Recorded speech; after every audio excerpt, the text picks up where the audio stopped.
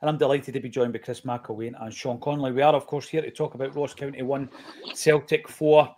Sean, that was decent, wasn't it? It was good. It was what we deserved. This could have been 3-0 at half time, and we were playing really well in the first half, despite the pitch being absolutely shocking in the first half hour, but it thawed out. And then we kind of came out a little bit sluggish in the start of the second half. Ross County get their penalty, and that kind of kicks us into life. And, we really got there through determination, focus, ability, a lot of effort as well. There was a lot of what they talked about before the game, like after Ibrox, was the players they didn't put in as much effort and commitment, and they had lots of excuses to not do so that day. Rogers mentioned the gap. He talked, the lack of away fans. He didn't mention that, but like there are other reasons that when we went 1-0 down, there were so many excuses. Today there were excuses. There was bad weather. The pitch was poor. There was contentious refereeing decisions, which I think were correct actually, but contentious refereeing decisions that were going against us. There was all kinds of excuse, -8 degrees, whatever it was at the start. 4 injured wingers, all kinds of excuses. But today they just said, nope, we're not accepting these excuses today. We're going to get there. We're going to win through ability, determination, grit, and we got there with a good win, and their goalkeeper kept them in it, which would have been another excuse to settle for a draw as well. Goalkeepers having a blinder. Yeah, no, you're spot on. You're absolutely right, and the goalkeeper probably did keep the score down to 4. It could have been quite a few more. Chris, there was a frustration when Ross County equalised. We've been in that situation so many times because we've created some good chances, and you're thinking, right, all it takes, and that's exactly what happened. But it shows a bit of resilience and character, and that's a winning mentality that we talk about. I know that is a phrase that's used quite a bit, but winning a game at Ibrox and then following it up with a draw or 2 draws on the bounce, that's a loser's mentality. And I think what we've shown today is that we do have, even when we're digging into the squad to bring in replacements, we do have enough character and mentality to get us through days like today. Yeah, absolutely. I think in certain prior games, when you saw that penalty given and then Ross County equalising, you'd have thought this could be a possible banana skin. Strangely enough, though, today, given the way we were playing, even with the depleted squad and the changes, I never felt that we weren't going to go and get the next goal. There was just there was a confidence about the way we played. We had a 5-minute period where we looked a wee bit shaky, as you usually do after you concede a goal, and there was a lot of play around our box. But actually, I thought we soaked it up well. And when we started to kind of take control again, you could just see the chances were coming. I mean, Hatate had a couple of good opportunities, was putting himself about. The ball was going into the box. I thought Kenny, when he came on, did excellent, put himself around. But the biggest takeaway from me today, I mean, great result, some cracking goals, but the biggest takeaway from me is there must be scope to play 2 forwards in this team, because the difference, and there was a heat map brought up on Sky Sports on the coverage, which I thought was quite interesting. The difference in terms of impact that Kyogo made in that game, the amount of touches he had, the level of involvement was incredible. I thought Yang played far better on that left-hand side than he has done on the right. There's still certain elements that frustrated me, passing it back when I would like to see him try and take the player on. But he grew into the game, particularly in those later stages. He was throwing himself into the box and, ultimately, gets in there, wins as a penalty, which was great, and was heavily involved in McCown's goal as well. I thought the midfield looked really composed throughout. Hatate, again, gave up possession a few times, but still, he was throwing himself into the box a lot and trying to get involved was great. I can't fault. I couldn't look at any player on that park and really fault them today. I know we spoke about Trusty maybe giving away the ball earlier. Penalty, I thought, and I know Sean's got an opinion on this. I thought the penalty we conceded was soft, but outside of that, that mistake maybe by AJ, I thought AJ had an excellent game, and Vi solid on the other side as well. So yeah, just really no negatives. Thought it was a great game. Obviously, Brendan will be asked about this after the game, but we spoke at the beginning of the match about the fact that a team sheet appeared on the Celtic Twitter page. Taylor was playing, then another one was updated and he was on the bench. When we take Bio off, Scales come on. Sounds as though there might be an injury, a last-minute injury, a wee bit like Kuhn. And Taylor was unavailable for inclusion today, Sean. That's another slight concern. Obviously, we are expecting a left back to come in January, but it's another injury, isn't it? Well, that might expedite the process. But yeah, I thought Bailly had a great game today, particularly first half. And not just defensively, defensively as well. He has that shot that deflects off the Ross County. I don't know how the goalkeeper saves that. Like if Schmeichel makes that save, we're waxing lyrical about it. That goalkeeper was just outstanding. But that one from the deflected Bailly shot was probably the pick of the bunch. That was moves, it shifts, it takes a deflection, he shifts his feet, it's going top corner, managed full stretch. Oh, it was great. I will say though, when he saved that penalty, I was like, oh man, it's just one of those days. But then you see the replay, and yeah, penalties are easier to save when you're 2 yards off your line, and you've narrowed the angle that much, you know. No, you're right. And you know, when it comes down to the penalties, because Chris has brought it up, before we go into the individual performances, Sean, this is the referee's corner, and you can tell us exactly what you think of the 2 penalties. I'll go back to, you know, You're the Ref, which was a feature in the Shoot magazine. And then the Not the View used to run it, and there was always an added option at the end, which was book Paul Elliott. And that was that was always an option for the referee. So the two penalties, Sean, what was your take on them? I felt the penalty awarded against James Brown was a stonewaller. I was amazed that there was actually one of the co-commentators saying that he didn't think it was a penalty. That was a stonewaller for me. 100%, yeah. Like he's come across him, he's taken him out, he's not won the ball. It's a waist-high challenge. There's nothing about it that mitigates it. I don't know. It was somebody saying can somebody tell me who the co-commentator was? Somebody suggesting it James McFadden. I'm not sure. But whoever it was. I thought it was Billy Dodds, but I wasn't sure. Maybe, Dodds, maybe, yeah. James McFadden. It was a really bad call from McFadden because that's a Stonewall penalty. I don't know what he was seeing. Yeah, it was a penalty all day, every day. And as for the one that we conceded, the camera angle that they show was like real bad, like really bad. It looks from the players' reactions and the way everything plays out, it kind of does look like a penalty that Johnson's conceded, and he doesn't really complain about it, to be honest. What I would have needed to see to really be conclusive in that one is like a 90-degree, like turn the camera 90 degrees and see it from the referee's point of view.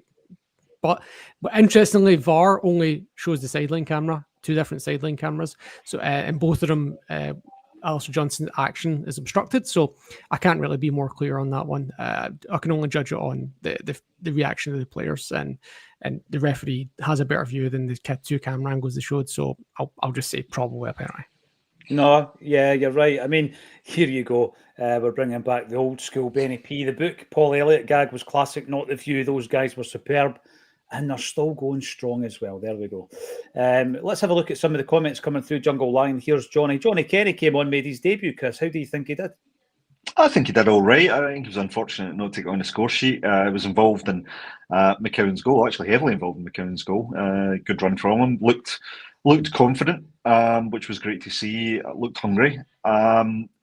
Loved I think one of his first involvements was a long run to the far post, and he was unlucky not to get on the end of it, but he showed really good energy coming in. I mean, look, he's got a big challenge ahead of him because, Kyogo scored 2 goals. Ida has obviously got, the confidence of the manager and is getting sharper every game. But there's definitely an opportunity there, and I think if he shows the right attitude, the right kind of work ethic, which he showed in even just such a short appearance there, then I think I think he's got a real good chance of cement the place as a third choice striker. So yeah, good. Looked good for me. Looked good for me. I remember he played in a pre-season friendly, and it was the pace that stood out. He had that moment, Sean, where you're just thinking if he could have just knocked that one in, the whole thing completely changes for him. He was unlucky with that, I think, but as Chris said, he worked his way back into the box. And does he get an assist? I think he gets an assist for McCowan's goal, doesn't he? Was that him? That kind of hits the deck and it bounces off and kind of thing. Yeah. I wasn't quite clear. It was quite blurry what was happening at that point. But yeah. And the camera angle is shocking in general. But it's good. It is good to see somebody being introduced, contributing positively. And, I just hope that he's only on there because of the injuries at the moment. But it'd be great to see a player like, because where does he go? Where does Daniel Cummins go after today? Well, there's a B team, and if you're in that kind of that space between the B team and the first team, you're not quite playing like Nawrocki, different position, or Odin Home. You're just not playing football, and you don't want that to happen to him, Sean, because then what happens is you loan him back out for another 6 months, don't you? Well, we've not seen Daniel Cummins in a senior game, so we can't judge him really. Johnny Kenny did look good. I think his confidence did look a bit dented by the shot. The chance he has about 8 yards out and he scuffs it, and he kind of disappeared for about 10 minutes after that at least. But he looked lively before that. Daniel Cummins, here's an idea: send him off to Shamrock Rovers. I hear that helps get players ready for Celtic. So, but no, I'd actually like to see Johnny Kenny be in the mix for going forward for the rest of the season. I mean, if we were having a conversation like, there's this kid, he's 21, he's scored half a dozen goals in the Europa League, Celtic have brought him in on a free. Like, if it wasn't for the fact that he'd already been here, we would be saying, "Oh, yes, can't wait, excited." So, hopefully, we can actually see a bit more of him the rest of the season going forward. Yeah, but he was obviously quite involved. I think, honestly, though, my favourite moment in the match was the build up to our penalty when Engels volleys it a full, it must have been 50, 60 yards, volleys it the full length of the pitch. Kyogo just brings it, just kills it dead. Like, first touch, beautiful. That ball's got pace on it. Kills it with one touch, and then does the exact same. Volleys it 50 yards into Yang, who wins the penalty as a result of it. But those two passes in that build-up were just like that's what Ross County that's what no other team in this league can compete with. Nobody else can deliver that quality. That's what sets us apart. No, I totally agree. And there's two players in that we should really focus on. The first one being Kyogo, who gets a brace. It was tremendous to see him performing in a slightly different role today, Chris. We spoke about it at half-time. He seemed to enjoy it. He was getting into space. He got so much more of the ball. It showed you that, didn't it? It showed you the touches of the ball that he was getting. I mean, we've seen games where he's played as a lone striker and he's had 4 touches of the ball and a half. That wasn't the Kyogo that we've seen today, and he was able to get in amongst the goals. I know that Celtic TV were giving him a goal less, but I reckon he's on 85 for Celtic. I think he's got 15 to go from a couple of different sources. I think he's got 15 to go until he hits 100. Obviously, we've had Man City interest, we've had non-MLS interest. I want to see Kyogo stay at Celtic. I think there's so much about this player, Chris, that he's not had a vintage season. I mean, yesterday we were talking about it, and Alan Morrison said, the 34 goal season might have been the outlier an anomaly, for Kyogo, and he's maybe a 20 goal a season striker. Listen, he brings so much to the party, doesn't he? I mean, that build up to the Yang penalty was tremendous, and he gets a couple of goals. Still first choice for me, but it would be interesting to play him alongside another striker like he did today. I just thought the effect today of playing him in a role where he can use his intelligence, he can use his movement. He's not the end game player today. That was Ida. Ida's the point player. But the fact that Kyogo was able to influence so much of the game and still get 2 goals, it wasn't just that he was out in the wing and he was creating loads. He scored 2 goals because, by virtue of having Ida in there tying up at least one, possibly 2 of the defenders at a time, Kyogo then has fewer obstacles in his way for his movement. And his movement is so intelligent, it's so smart. And you saw that. I mean, first of all, credit to Engels for the cross. I mean, that cross for Kyogo's second goal is absolutely sublime. Just an absolute piece of quality. That's what 11 million gets you, by the way, that type of ability. But Kyogo's movement to get onto it, to place the header, position the header, if you give players like Kyogo those chances, he will score. He will score. I know he misses a fair few, I'll never deny that, but he was the most influential player on the park for me today, amongst quite a few contenders, but he was certainly the most influential part. Now, again, Brendan will have his own ideas about how he wants to play, but I'm going to go to bat for myself here. I've been saying, play Kyogo in that number 10 or that deeper role, play him alongside another player, because then you play to his strengths. And I think that was evident today. What was also evident is not only were you wearing a Larsson t-shirt, but I heard the Henrik Larsson song being chanted. It's obviously been added back into the songbook after the other night. Apparently, we've obviously not seen the post-match interviews, but AJ has been holding his hands up to the penalty. Well said. So he's saying it was. Henrik McLarsson, thanks for the update. Plunge McNugget, good win in the end. It wasn't a penalty, but we will take it. Completely disagree with that. I thought it was a penalty kick all day long. You can't do that. You can't do that. No, you can't. You can't just run through people. It was waist high. that we now know James McFadden's got a burner account. Bobby Killen been calling for Kyogo to play in that role for a year and a half now. So's Chris got a burner account. Here it is. Whenever we have wing problems, you got to have your best players on the pitch, regardless of position. So he agrees with yourself, Chris, as well. Stuart Johnston just admitted he gave away a silly penalty. No arguments. Let's talk about the £11 million man then. He misses a penalty, and he is so composed, Sean, to step up and take it a second time. And I think that since he's come to the football club, loads has been made about his transfer fee, as you would expect. This is Scottish football. You know, if a team pays more than £10 million for a player, there's going to be loads of scrutiny. It's going to be magnified. But, you know, as I said before we kicked off here, I'm going to have to update my goals and assists per minute record on Engels because it's brilliant. Another assist today, another goal today. But not just the goals and the assists. His all-round play's been tremendous recently, hasn't it? Yeah. We sat here before the match and we talked about he's won 4 man of the match in a row at Celtic Park, and we're saying, well, this is going to be a completely different ball game, different size pitch, different conditions, hostile, blah blah blah blah blah, all the things we talked about, and he absolutely stepped up. He showed his mettle today. He showed what he's made of. Not just the quality, the technical quality he has, but like just his will force as well. Like the second goal, it's one each. You need to remember, one each is difficult. Like just before we score that second goal, there's not a ball to be found for Kasper Schmeichel to take a goal kick. Like there's no ball boys, there's no balls, nothing. It takes us he's running up and down the line trying to find the ball, and then just from a random throw in, minute and a half later, just Engels takes it, player tight to him, and just by sheer force of will gets around the guy and just absolutely rattles across. We're straight onto Kyogo's head, where from that range, it's hard to score a header from that range, but with the power on the cross, he just has to direct it. And it's not even in the corner. Like it's just so much power on it that the keeper can't react in time, and it's past him. Gets a hand on it, but he can't react quickly enough to stop it. So I would give Engels a lot of credit for, well, the penalty, obviously. You know, his rangy pass setting up, his assist for Kyogo's second goal. And you're right, his general all-round play was excellent, particularly in the first half and also in the second half. I was worried he was going to get substituted, but he managed to see the game out. And he was looking a bit jaded in the kind of 90th minute. I'd be surprised if he starts the next game, but for me, he was my man of the match today. I thought Kyogo was a close second. I actually thought that Engels was man of the match today.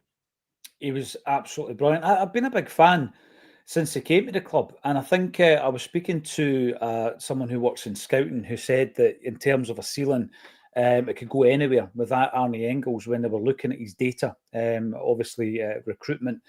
It was looking at the data when we were trying to bring this guy in. You would need to for that kind of price. But I mean, I'm looking at him today, and I shared an interesting stat, Chris, that I think surprised a lot of people.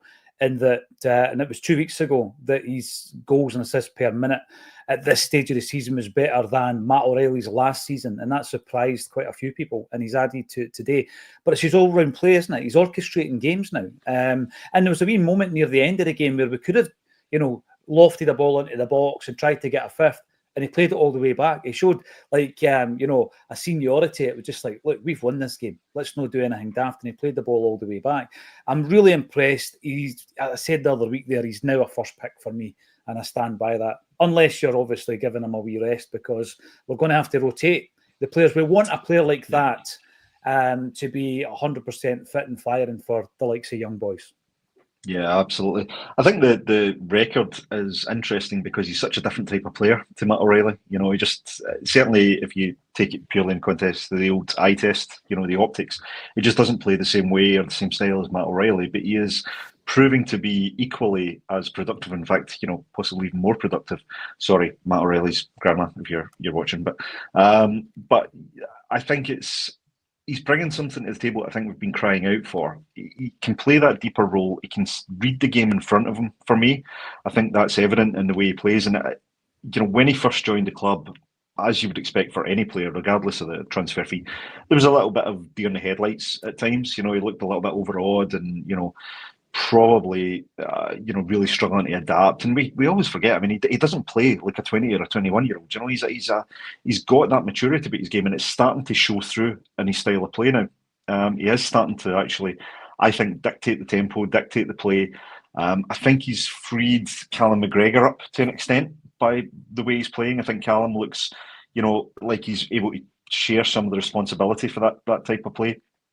Rio Hatate gave away the ball a few times today, and amongst what I think was a relatively, consistent performance today, but he gave away the ball, but there wasn't quite as much of an impact because of it, because you had players like Engels and Kalmak, kind of, covering up for that, which I thought was another kind of a little bit under the radar value. But just as I say, that cross for Keogh with the ability to pick that out, and then the moment that Sean talks about, where for the Yang penalty, where he just reads the game. And he plays. There's a maturity, there's a composure, and he looks more comfortable in the team now. And I agree with you. I think at the moment he's moving into that kind of undroppable category for me. Certainly when it comes to starting games, and we'll certainly need him for Europe. Well, this is a big thing because I think Brendan Rodgers was at pains to stand up for him, not just because he had signed him, but also the fact. Some people had that knee-jerk reaction to Kuhn when we signed Nicholas Kuhn. And he was just saying, and Bernardo as well. But I'm just looking at him now. He has a goal or assist, Sean, this season, a goal or assist every 96 minutes. All right. Matt O'Reilly, the golden boy, Matt O'Reilly, last season, a goal or assist every 116 minutes. So he's doing all right. You're talking about Matt O'Reilly in his peak season as well. If you go back a year to Matt O'Reilly's previous season, I think he went something like 30 odd games without a goal, and then he just kind of popped up with a couple of late goals in the season, and then Rodgers then trains into him how to be that goal threat. So I think that's probably the next thing to come from Engels, because at the moment I think all of his goals have been penalties apart from one from open play. So I think, but he's obviously. He makes us a serious threat from set pieces as well, apart from anything else. But yeah, so I think that's the next kind of step in his development, is to be that goal threat. Against Dundee United on it, he was making a lot of Matt O'Reilly style runs into the box, and he wasn't doing that today. He was a lot more spreading around the pitch. He was wide, but not going into the box. He was going deep and collecting. He was doing a lot more defensive work. That maybe it's to do with the opposition being an away team, I don't know, but he's certainly developing his game and really adding lots more tools to his game, and hopefully the open play goal threat is the next thing to be added. That's a great point, and this is another thing. I'm not saying that he's better than Matt O'Reilly. My big concern when Matt left was how we were going to replace his goals and his assists, because what was it, 36 I think last season he got all in, and you're looking at that kind of stat from Arnie Engels and thinking, well, this guy could do that, and he's a different type of player. I think you're right. You've seen it. He opened up a few times to try and get a strike today from distance, and hopefully we'll add that to his game as well. And of course another midfielder comes on and makes an impression in Luke McKeown. So we've got a really good situation at the moment, Chris, where I don't think Bernardo, let's airbrush the Ibrox game at the road for everybody. I don't think Bernardo's had a bad game this season. McKeown's coming in making an impression. You thought Hatate played all okay. There's a few people disagreeing with you in the comment section. That's fair. I thought he was okay. Yeah, I thought he was good. McGregor is pretty prolific, and he's being Callum McGregor, and he's edging closer to 500 games in a Celtic jersey, and then Engels at the moment is playing out his skin. That's a tremendous position to be in. Not that long ago, Chris, we were linked to Lennon Miller. Do we need another midfield player? At this point in time, no. I mean, I think it depends what happens in the summer, if we see any outgoings, which is possible. But for me, no. I think, and I want to give the manager a bit of credit here, because I think, I spoke about it a little bit at half-time. He's got really good options in how to combine, the midfield three at any given time. And McKeown, he's got that dynamic box-to-box kind of player. We saw it again. He is a player that's going to get goals. He's a bit raw at times, but he does, he's prepared to get in there and try the shots and make something happen. I really like that about him. You've got Rio, who's trying to do a bit of the Hollywood showpiece passes, maybe a little bit too much. But again, against Leipzig, we saw that high energy, press from him, which was great and really helped with the game management. Engels, I think he's found a natural number 6. I really do. I think he's found a tremendous player there, and I think you're right in terms of his trajectory. It's only going to go upwards. Kalmak. We now have the option to rest Kalmak. We've got the option to, as much as we depend on him, he's a great captain, great player.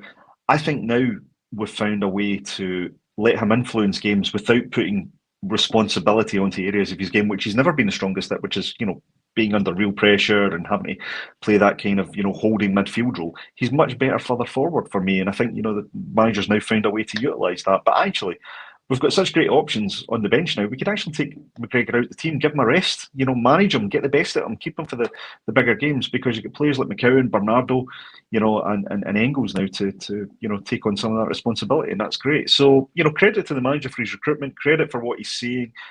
Okay, some will say he was forced into some changes today. I think that's fair, but the fact is, look at the players that he's brought in have done the job today, and I thought that's credit to the manager. No, you're right, and why not give him credit? I'm going to bring up some of these comments before we wrap it. It's 25 minutes in, and we're 1,700 strong. Everybody's in a good mood. But David Harvey says, it's exasperated. There you go. Easy for me to say. I was going to say exasperated. By the amount of the panel and fans making excuses regarding Hatate. More often than not, the guy is a passenger, consistently inconsistent. Well, I'll tell you, if you play a bad game on the post-match, we don't often miss.